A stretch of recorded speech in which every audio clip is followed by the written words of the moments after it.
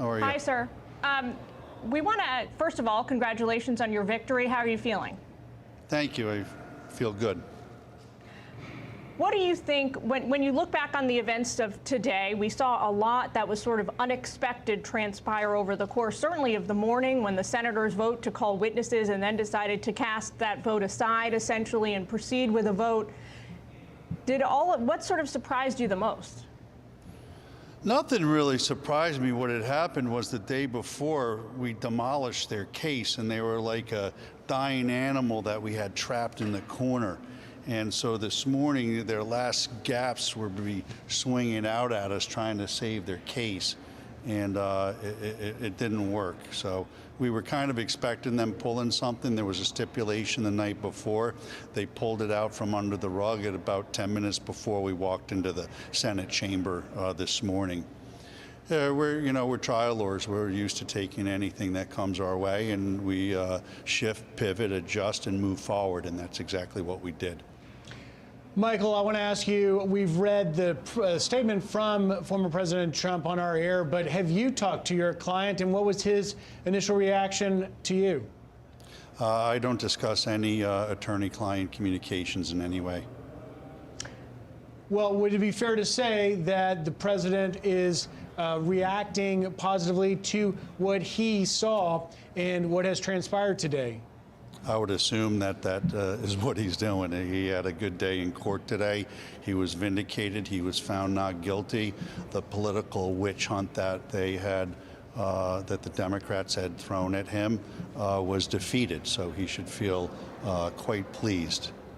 Michael, one of the things that you and your colleagues referenced over and over again during the course of this week was that there were really 4 core reasons for senators to acquit President Trump. When you look back on how things have unfolded, which of those arguments do you think senators relied on the most? Was it this idea of the unconstitutionality of the trial? Was it falling back on the president's own First Amendment rights? What do you think made the big difference?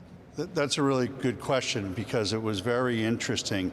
We had to go with all 4 grounds of acquittal because different senators had different interests. And, for example, some senators' due process was absolutely important to them. Other senators, just the fact that they were unable in any way to put on a case and prove the merits of their case held the day. I do think there were a large number that still thought there was no jurisdiction here, and they were right when they thought that way. And of course, the Senate Rule 23, it's in black and white. They live by these rules. So certainly that was something they could hang their hat on, though, too. To get to 2/3, to beat the 2/3 and get the win in this, we had to really be strategic about what senators were going to be listening to what arguments. Michael, I think that the Senate certainly reacted when we were in that roller coaster over the witnesses. You were making the argument that you could have 100 or more witnesses. And at one moment, the Senate laughed at you. They seemed to give you a hard time. I want to ask you what your impressions were as a Philadelphia lawyer that came down here to argue this case. What was it like for you? What is your reaction to the way you were treated? And then a follow-up on that.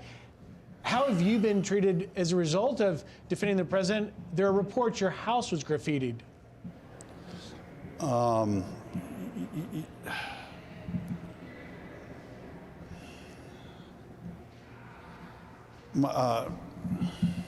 My home was attacked. I'd rather not go into that. To answer your question, my entire family, my business, my law firm are under siege right now. I don't really want to go into that, though. What I'd really like to do is talk about the merits of the case. They didn't have a case, and they shouldn't have brought this impeachment from the beginning. It really does stem from political hatred, and I really wish that this country would come into the middle. It's so polarized on the left and on the right, and what this nation and what these politicians need to do is they need to come into the middle. what happened in the chamber this morning, I could have very much misunderstood their laughter. Mike, we laugh because that's exactly how, you're a lawyer. That's what happens. You want a witness, you drop a subpoena. You want to get information, you take a deposition. And when you said you're going to do it up in Philadelphia, well, of course you are, because that's the way it should be done. But I think most of them were probably laughing at just reality setting in that this is the way it would be done. But I'm in there, I'm boxing, and I don't like laughter so much. So I may have taken it the wrong way. I had a team of lawyers and legal professionals, the staff in my firm back up in Philadelphia, the folks that came down here with me, super people, hearts of gold. None of us are political really in that way.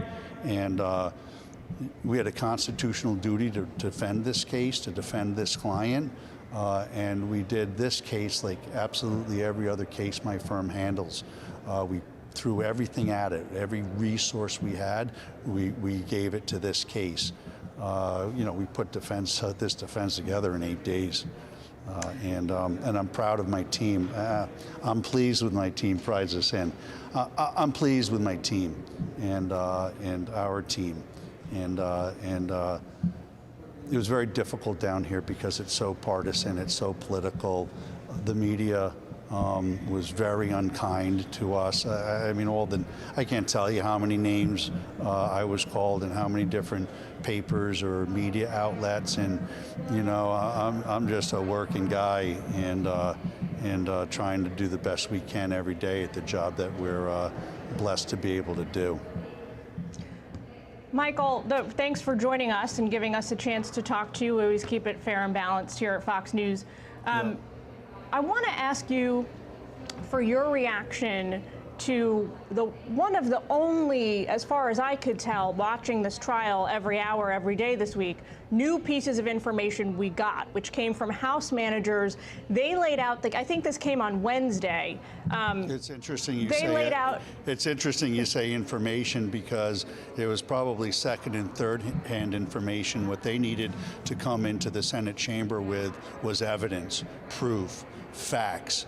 And they were devoid of all of that. They did lay out the case on Wednesday that when it comes to the events of January 6th, the pro-Trump rally that occurred was originally scheduled for January 23rd. They laid out evidence that it was actually the Trump team, it was the campaign working with the White House that decided to move it back to January 6th, which is the day that we saw these unfortunate events, the rampage on the Capitol. What's your response to that piece of evidence? They didn't. They didn't lay out any competent evidence to show that at all. The evidence showed that this was a premeditated, pre-planned attack on the Capitol by extremists on both the left and the right. And I can't say enough. Myself as a citizen, all of the American people, we want the middle. We want people to come together and start solving the problems of this nation. That's what has to happen. Yep. And so I think, and I'm hopeful that winning this impeachment trial today is going to help folks do that. Well, congratulations, Michael Van Der Veen. Thank you. The counsel to the former president.